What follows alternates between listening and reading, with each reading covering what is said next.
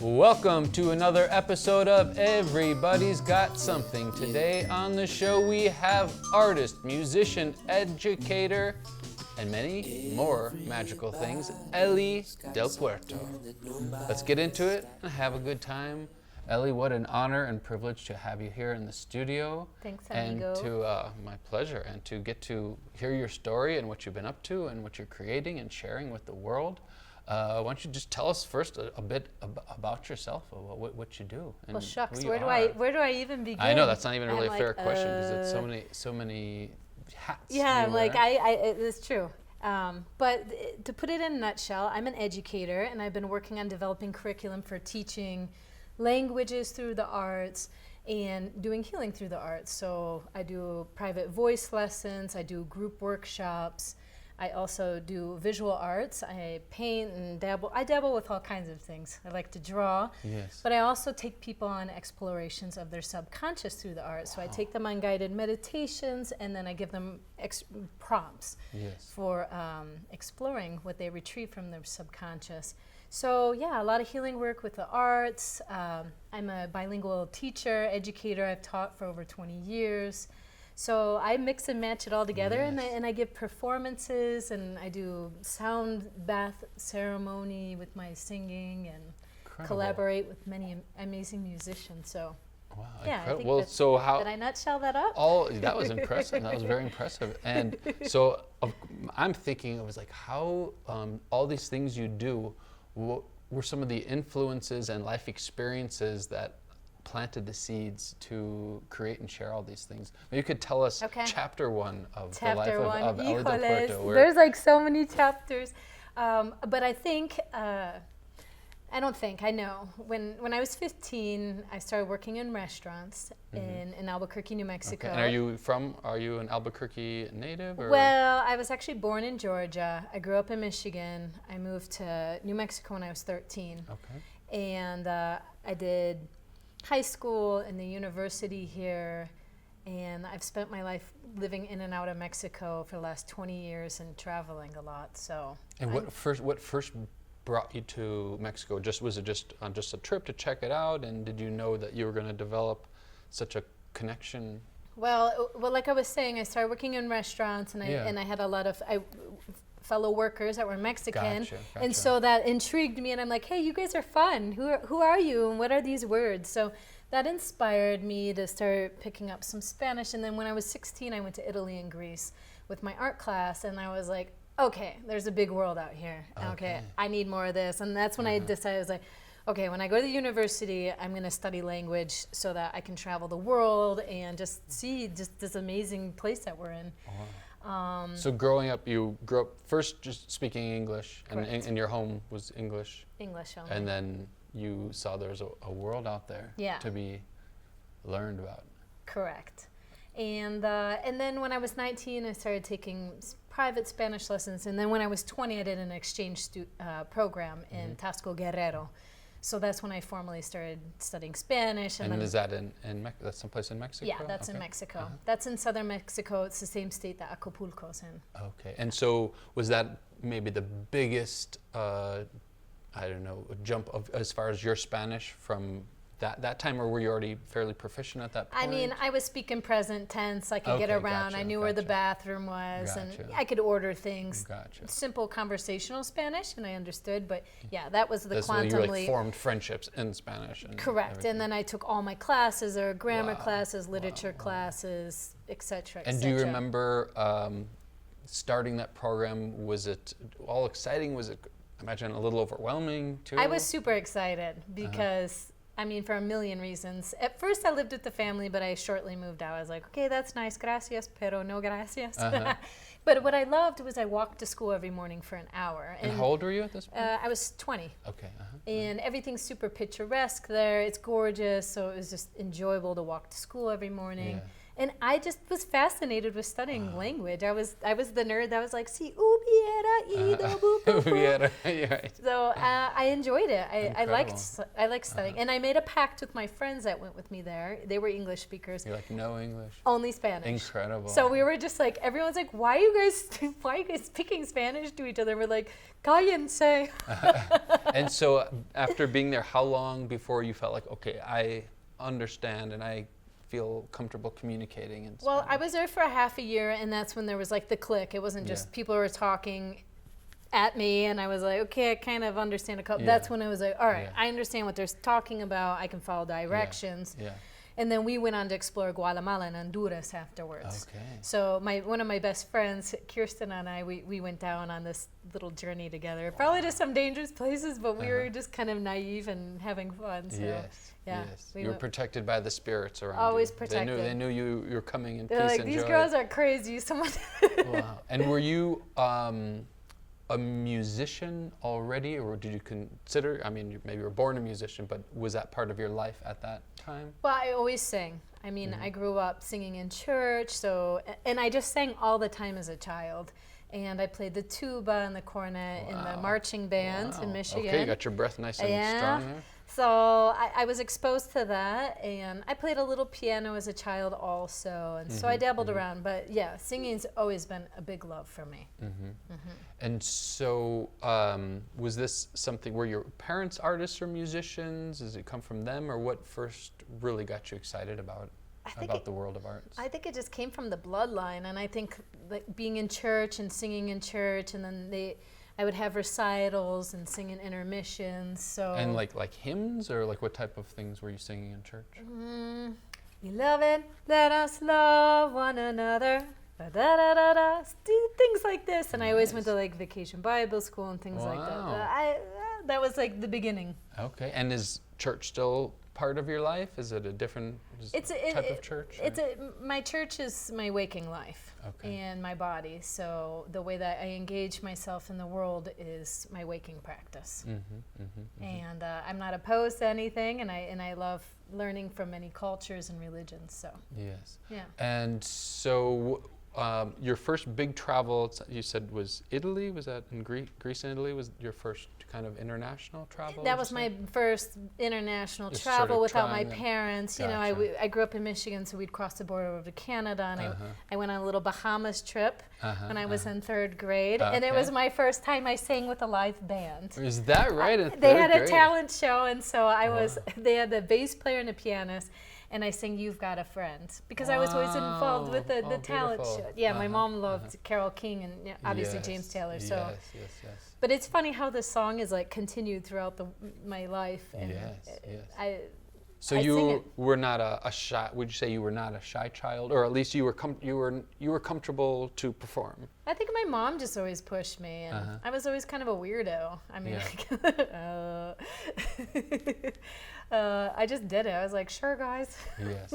And so going from singing to what you're doing now, where you're incorporating different instruments and looping and electronics, how did that build, or how did the idea come to you? Say, okay, there's more possibilities of what you can do. Well, I mean, that's complex too, because there's been such a long journey to finally get to this point in my music world, because after I graduated from the university, I moved back to Mexico, and I lived there for 4 years straight. And wow, okay. So I started working in university there, in high schools, and teaching English and doing bilingual education. And I started performing and like singing, and I had my guitar. I bought a guitar, so I was kind of playing a couple songs here and there.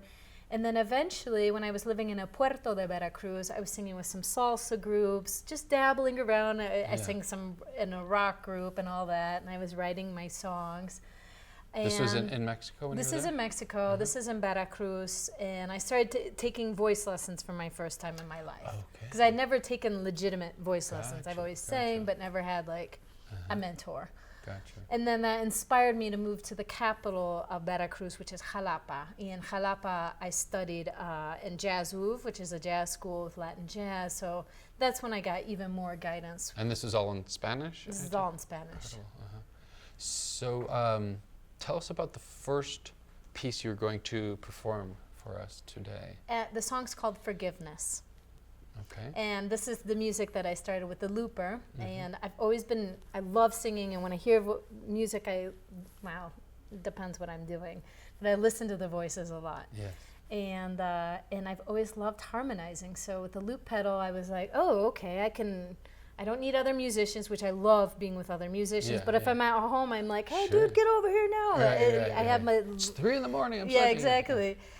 So this song, Forgiveness, is based off of forgiveness and reminders for myself as a mantra to forgive myself and forgive others.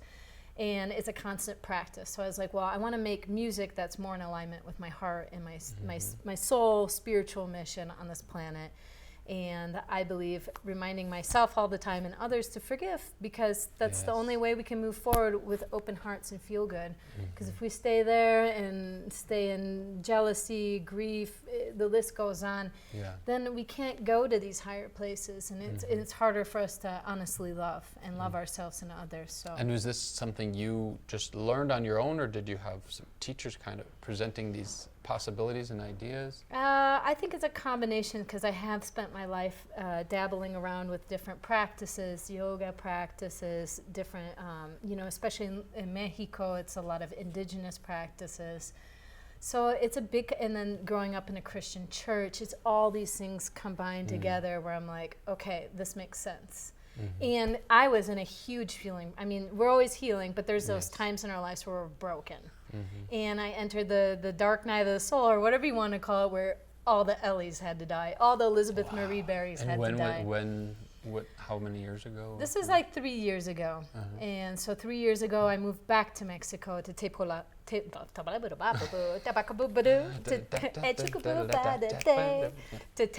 Morelos. And that's where I entered the biggest healing process I've ever been in my life. I think before I did things and it was like just enough, but I got to the point where everything just broke. My health was horrible. Everything just went downhill. Wow, that's intense. It was really intense, but I used my music to transmute and alchemize these dense energies. And this is the new EP that I've written called The Calling, and it has to do exactly with that. How do I take these intense emotions without distracting myself, using substance, whatever, and using my voice to transmute them into something beautiful and powerful to share with others also. Yes. That's very powerful. And I think sometimes when we are healing ourselves and then when you share it, it gives people permission to heal themselves. Correct. Wow, okay. Let's give it a hear. Let's All give it a right. listen.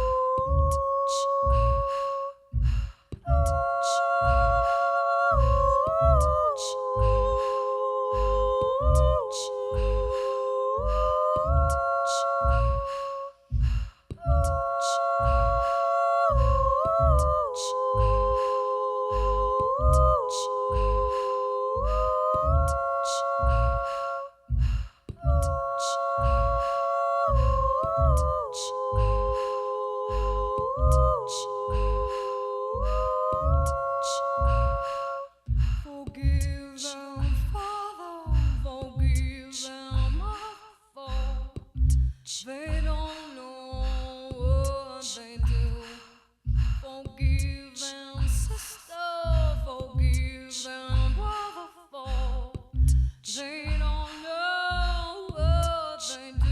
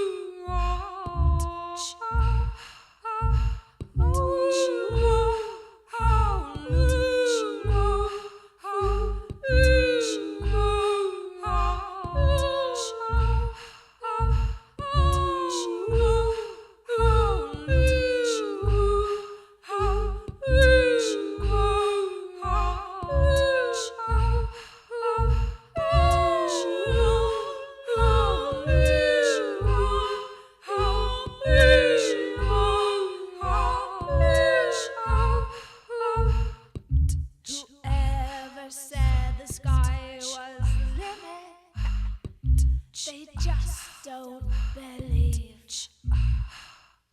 And whoever said the sky wasn't limit, they just don't believe.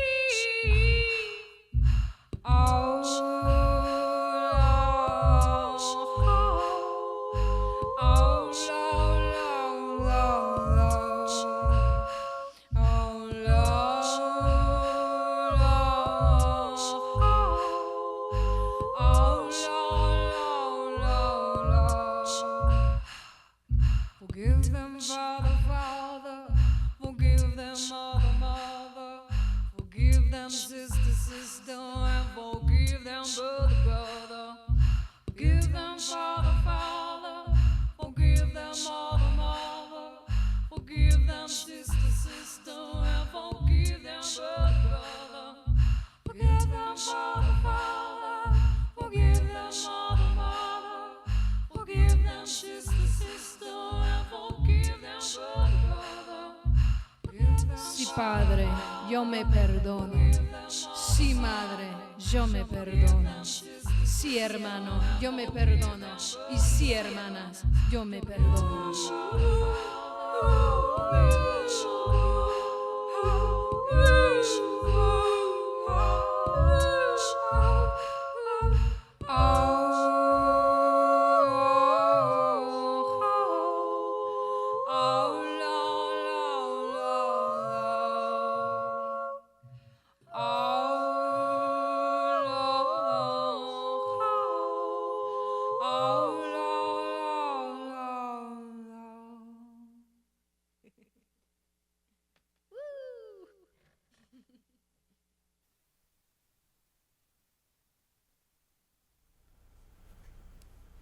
Thank you for sharing that and for sharing the idea of forgiveness. I think we all can use a dose of that in our lives, whether for ourselves or for something we're carrying for someone else. I know like the idea of like a grudge, some people like, I'm going to show them, I'm going to hold a grudge, but as we know, it just like can weight ourselves down. So what was the process of building and creating this song?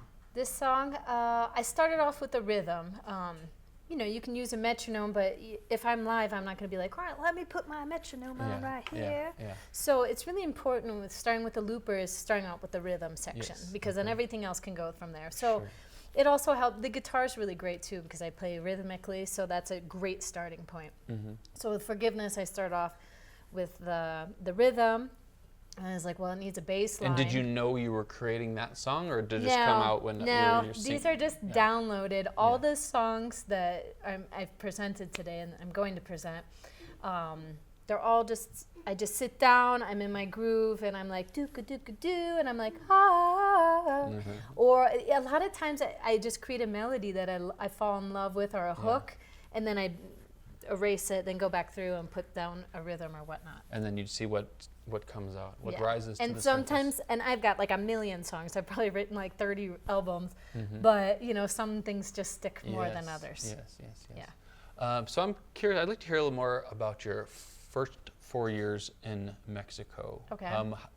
Did you know you were going to go there for 4 years, or was it like, oh, I'm going to go check this out for a while, and then something kept you there? Well, I knew in the beginning I really wanted to live abroad, and I was really determined to have really good Spanish. So that was the main thing for me. I was like, I want to be a fluent Spanish speaker. And how old were you at the time before? I was 22. Okay. I was 22. You're 22. You ready for some living abroad? Yeah, and you know, I went to university, and I was like, and that was here in New Mexico? Correct, at UNM, and I was in the school of education. But I was always like, get me out of here, I want to live. But I was like, all right, let's do the red tape thing so that we can do other things in the future or whatnot. And was that something like your parents were like, just get your degree first, or was that just from your own? Your parents were open to it? I needed to do this, and I needed to move away and just do my own thing. Got it. Okay. Yeah. So you went there, and was something set up? Correct. When you got there, what was? Well, I taught at a university called Fray Luca Pacioli, and I taught to a group of healers. And actually, it's funny now that I'm teaching at UNM to the groups of the healers also. Yeah. And so that opened up this pathway of traditional medicine for me also, with the temazcales, working with herbs and traditional healing and faith. So I'd always had that in me, but being exposed to it in Mexico, I was like, okay, what's this? So were you doing this before you went there? Like, how did it go from like, I'm going to go teach healers in Mexico? No, well, I got the job before I moved to Mexico through one of my mentors at UNM. So and so someone knew you, someone knew what you do. He knew me. He knew I had my degree. I studied education. Gotcha, He's like, hey, do you want to teach English down in Cuernavaca, Morelos? And I was like, okay, let's do this. Sign me up. Wow. Yeah. And it was at first for like a year or a semester? It was for a year, and then I also taught at their other schools in Temisco and Tajalpa, which are other small towns outside of Cuernavaca. And so you just kind of in an apartment, or you lived on the university? I lived in a nice house downtown. Okay. I always get blessed with really beautiful homes. Yes. Well, the universe is taking care of you because they know you are taking care of many others. Because I'm doing something. I don't know quite yet what I'm doing, but I'm just doing what I do. Yes. We were saying you're a masterpiece, work in progress, but it's already a masterpiece. That it's going to continue to blossom for many, many years to come.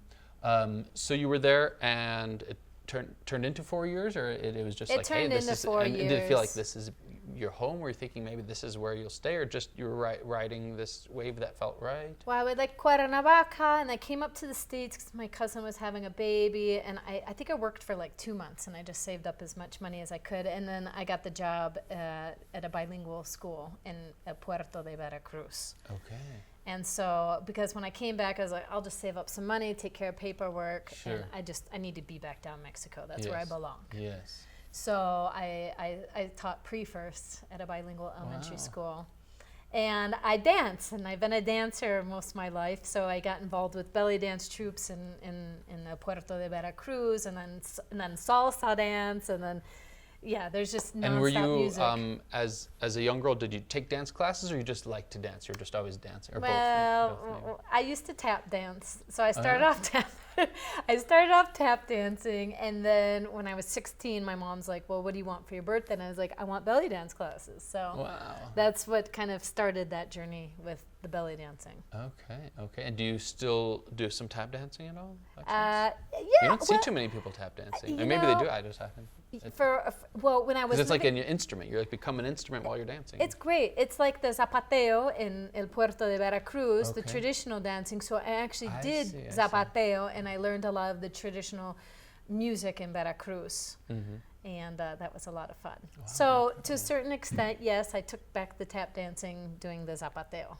Okay, okay. And so Mexico kind of feels like your home of your soul, kind of. Yeah. And so do you see yourself permanently there, just always kind of maybe being based there and traveling, or just letting it flow? Of course. Right now, I consider it's my base, and I come back to the States to share music and everything that I've been studying and teach and give workshops. So you have like a place, like an apartment or like a home there, or just when you come there? Yeah, I have a house. I live. Wow. Okay. And who's there now? My friend Miguel's watching the house and my dog. Okay. Thanks, Miguel. Thanks, Miguel. Oh, okay. So you have a doggie over there too? Yeah, her name's Sombrita, and I love her. I'm sure she's missing you, but I'm sure Miguel is taking good care. Yeah. Okay. And when I hear you sing, one of the things I'm taken with is it's almost like you have there's like many people's voices up there. Okay. Well, you know, people who have not explored their voice, you know, maybe don't even know their own one voice, but I can just hear the years of exploration. Can you talk a little bit about just discovering different kind of tones and parts to your voice? Yeah, that's a great question. I think the vocal training has helped significantly because it's helped with my vocal range and allowed me to get to these places without damaging my voice. And so that's one of them. But this last 3 years in Tepoztlan has been my more quantum leap. Why? Before I had years of being a gig performer, playing with bands, singer-songwriter and all that. But there was just something that I was like, okay, this is nice, but I'm not here to sit in the corner. Yeah. And I mean, there's nothing wrong with that, Sure. and I'm not judging it. Yeah. But I just got to a point where I'm like, but I'm an educator, and I'm a good doer, and I have really powerful messages I want to share. Yes. And so the reason I'm telling you this is because when I moved there 3 years ago, I was like, I need to learn how to sing from my heart. And I want to sing from a very authentic, real place. That's my soul. And those versions of me, that was my capacity, and that's what I knew how to do. But I got to the point where I was like, what the heck am I doing? And how do I get to this place where I'm just like raw with what I'm doing? Yes. And so I met this amazing mentor. Her name's Marisa, and she's a singer herself, and she mixes healing. So I've been studying with her for the last 3 years, her techniques with doing healing with the voice, plus having all the vocal training. Yes. And that has allowed me to even explore even more with my voice. And that's why I love the looper, because I can compose different music, Yeah. and I'm not just playing the ukulele and the guitar, because for me it's limited. Yeah. Because I can only go so far with those And you instruments. have this vocal ability, and to get to put them together and to get to hear them together, it's like a painting of sound. Yeah, and so, you know, touching back on the alchemizing dense emotions and things that I didn't know what to do. I'm like, well, what do I even do with all this? I have to do something with it. Yeah. And so I used my voice to transmute that, and that allowed me to explore my voice in ways I've never explored it. Okay, well, speaking of your voice, can you tell us, this will lead into the next song you're going to be sharing with us? Okay, so the next song, and actually, Forgiveness, the first song we listened to, that's released on all platforms now, and Unshakable Faith is the next song, and that's the second song that I've released from the EP. And it has to do with reminding myself to always have faith regardless of the circumstances. Because it's easy to have faith when everything's Right. going great in life. Right. You're like, oh, I got cookies and I got friends and all that stuff's wonderful. But when you're in the muck of things and you Yes. can't even think properly and everything hurts, that's when the faith is the most important. Yes, amen, amen. Okay, well, thank you for that, and let's hear it.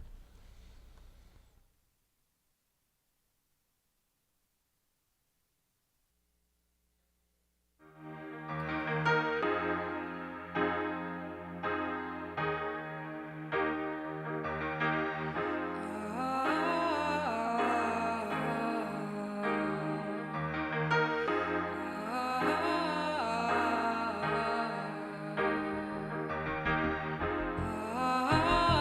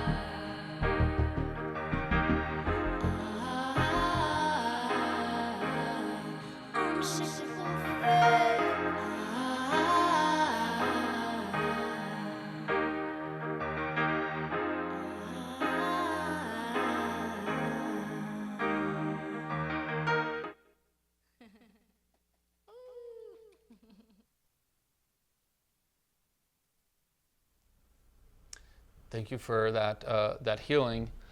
I don't know if I've asked someone this before, but I'm curious how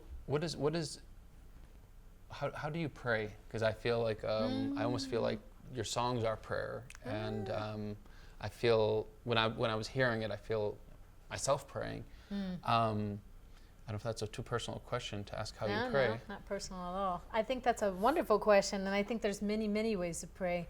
And you tapped it, part of the performances, and when I collaborate with Kili Gonzalez, Chelacueshas, we provide, our group's called Melodia Ceremonia, and we provide people with these spaces to tap into those prayers themselves, or just even to feel the sensation, what does forgiveness actually feel like? So yes, my song is prayer, and I go to those places. I'm not like, oh, am I singing this right? No. And when you pray, are you, is it just like universe out there? Is like a specific God? Does that matter? Like what? I think all encompassing. You could say Yeshua, God, energy, great spirit. It depends. It depends also, because I don't necessarily pray to idols per se. It's more of like the essence of what's making us be here right now. The God. Yes. Because I that resonates with me, and I know it's so many people get so caught up in the particular name or the this or that. And it's like, oh well, you are different, but I really feel like we're all one, and I get that. I feel that from the sounds and songs that you're putting out in the world. Well, it's almost kind of like the golden rules. I live my life by the golden rules, and this way that everyone's included, because there's so much exclusivity in the world. You're not this, you're do this, and I'm like, I don't care.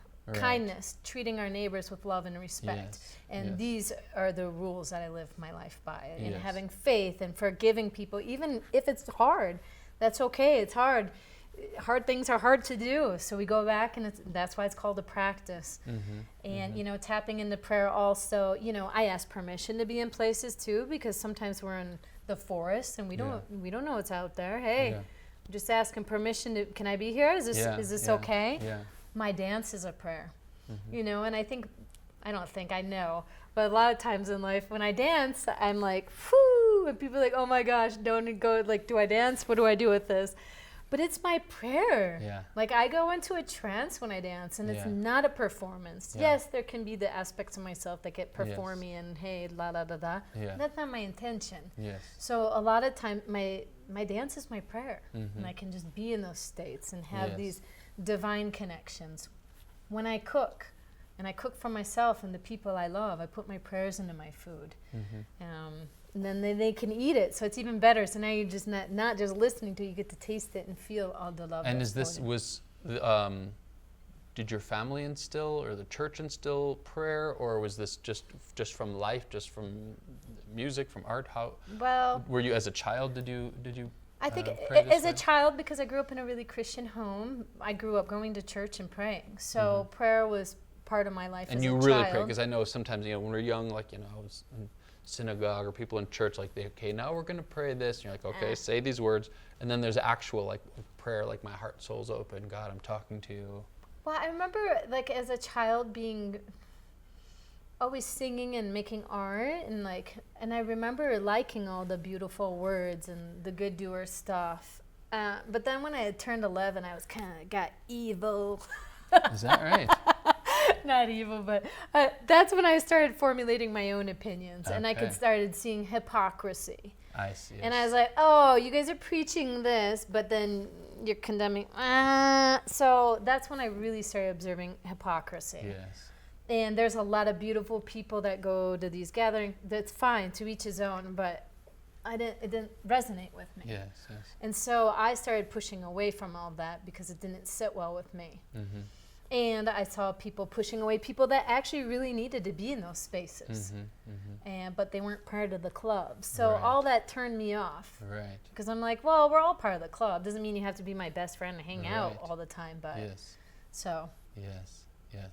And I agree. Like, I feel like whatever, like, the higher power, I don't think God's like, I'm only for these people, or like, this holy sacred things are just for here. You guys go over there. It's I like that vision that it's for all of us. So tell us, what's the third song you're going to share? The song's with called us? Te Veo. Te Veo. And in English, it means I see you. Mm-hmm. And I didn't write it for someone else. I wrote it for myself. Oh, okay. Through this like long process of healing myself, then being able to actually see myself. Mm-hmm. And it's like, oh, I can see you now. Yes. And, you know, once we get, you know, take all the pains and this and the weights away, you can start coming down to this layer of your true authentic self. Yes. In your soul. Mm-hmm. And maybe being able to see myself in ways I wasn't able to see myself before. Mm-hmm.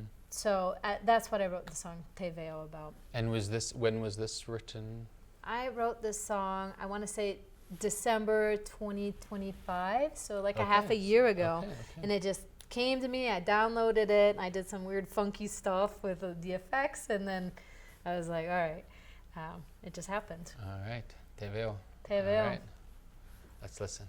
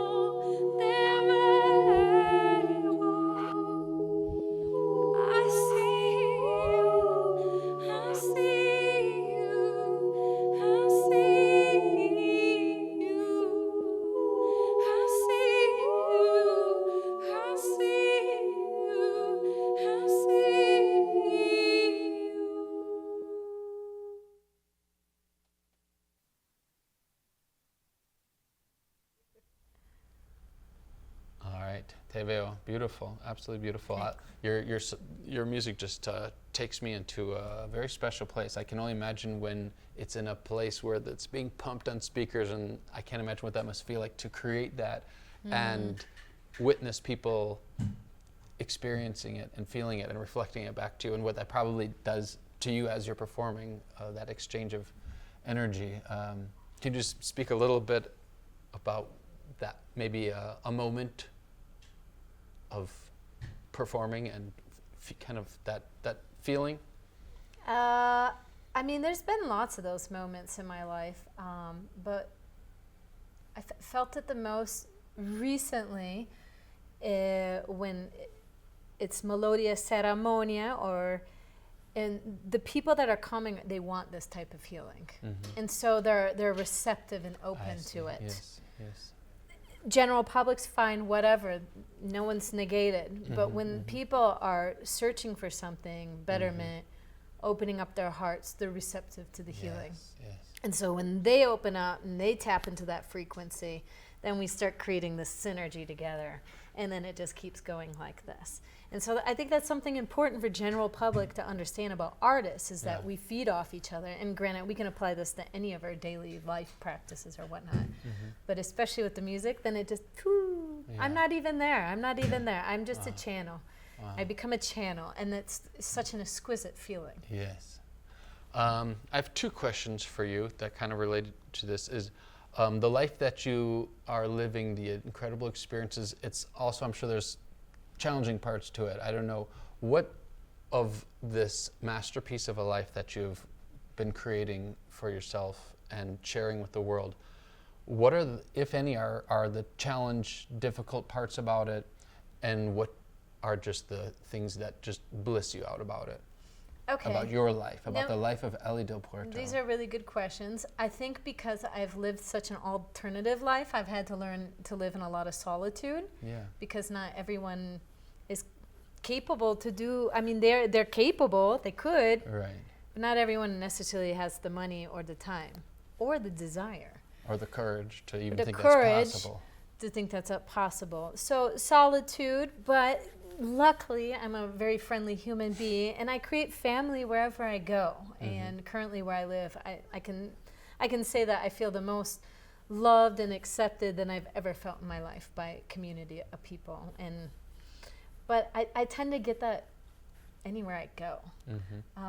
So that's, and then because I live such an alternative lifestyle, people do not understand me. Right. And I can only go so far explaining what I actually do. And beating the mainstream, they're like, well, what about your 9 to 5? And how do you do that? I was like, I don't know. I have my unshakable faith. I do it. I'm always provided for. I always have money. I always have a house. I always have friends. I always have food, and I'm safe.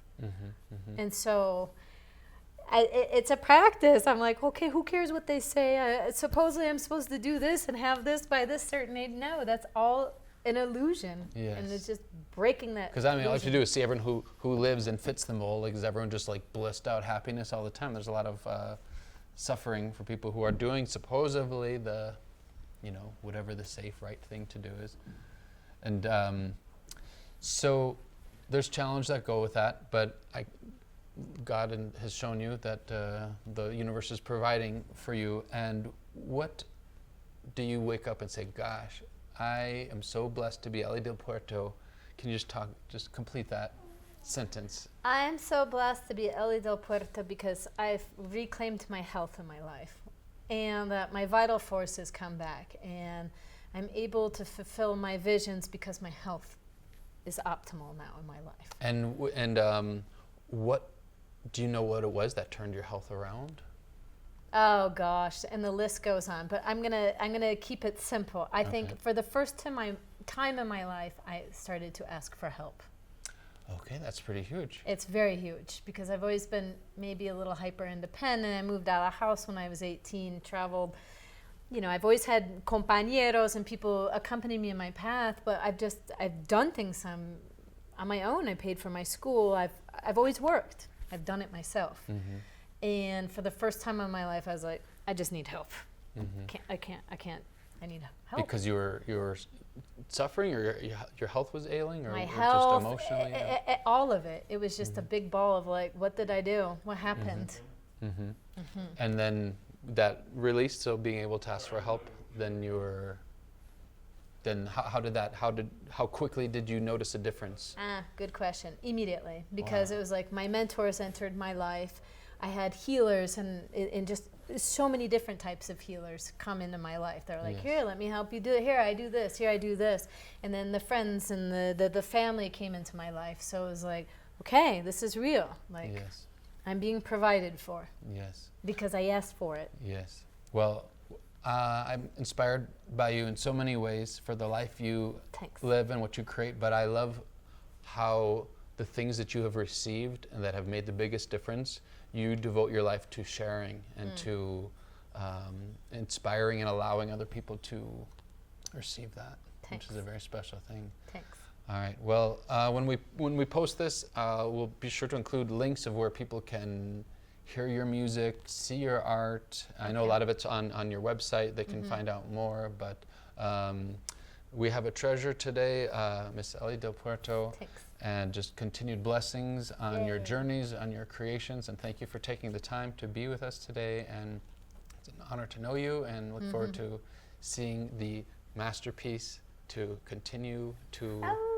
thrive and grow and blossom. Gracias. All right. Thank you very much, Eli. You're welcome.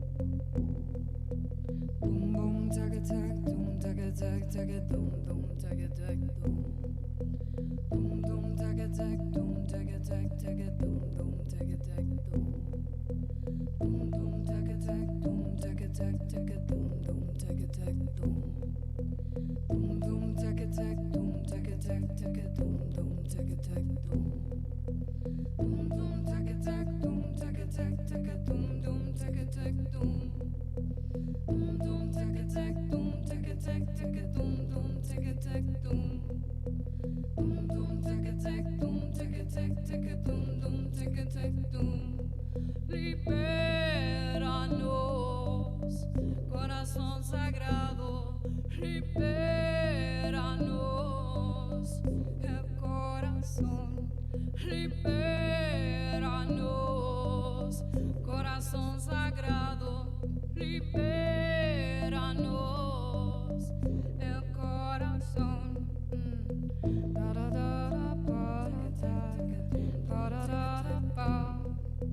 Boom boom taka tak doom taka tak taka doom doom taka tak doom.